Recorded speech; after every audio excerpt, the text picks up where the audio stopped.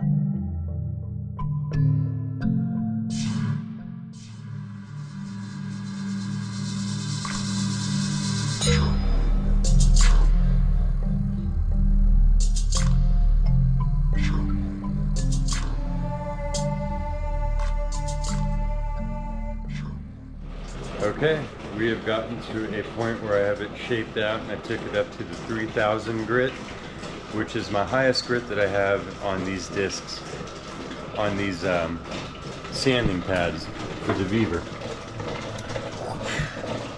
And we're gonna go over here now.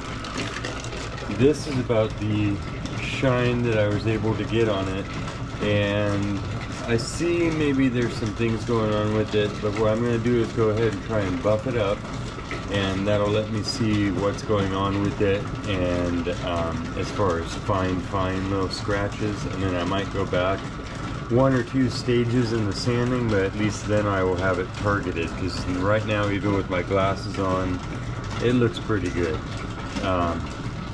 Also experimenting. These aren't working for me for getting the high polish, so I'm going back to making a slurry out of the fine. I know that this powder polishes things to a fine polish because it's the one that we use in the tumblers to get that. So I've seen the results. So I make a slurry out of that, and I put it on my clean new tumbling wheel. Take this one off because it's contaminated, and see if we can't get an ultra fine buff on this Jasper, and yeah, do some heavy pressing thing with Jaspers. That's good to apply some heat and pressure, and work with a diamond slurry or a dioxide slurry. So that's what I'm doing, and that's what you're going to see now.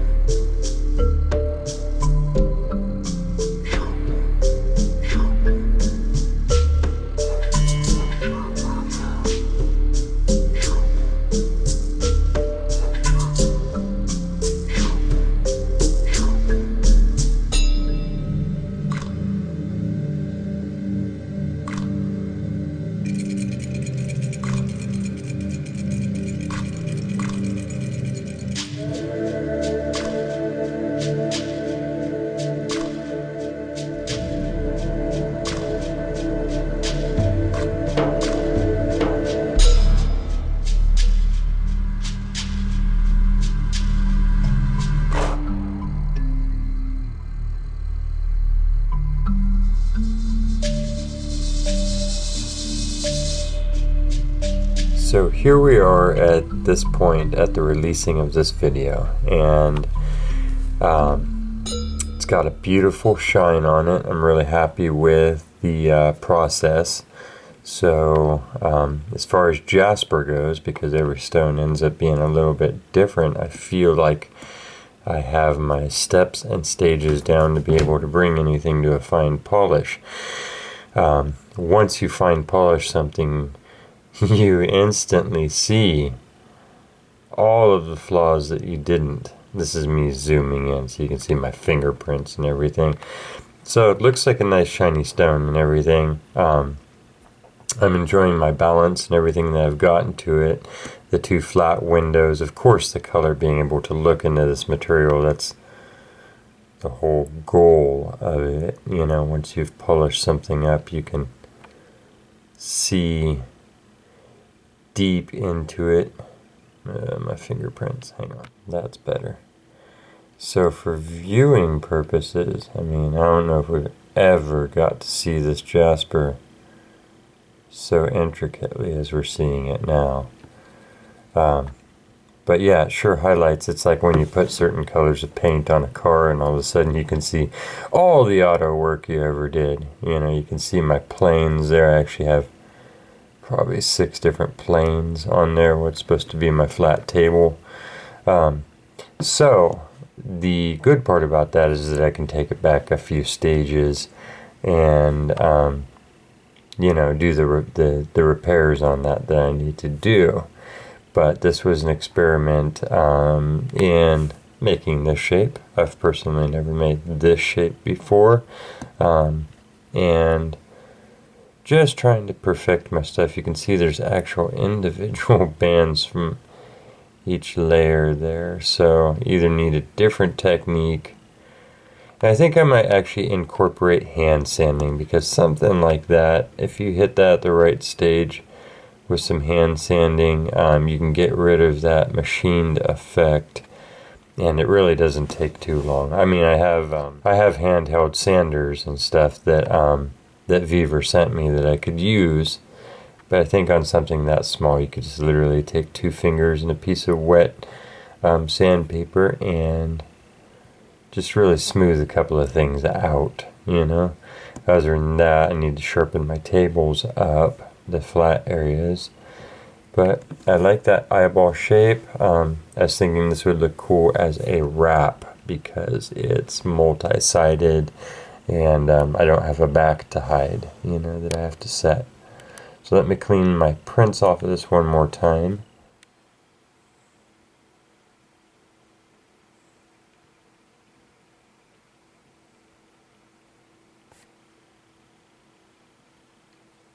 The blue of the chalcedony, the ghosting really came out, all the crystals in there. And in the red and orange areas you can almost see the fine moss of it, what you could almost call moss, because instead of just being brachiated, it has that, you know, it actually looks less to me like a plant form and more like a bacteria form. So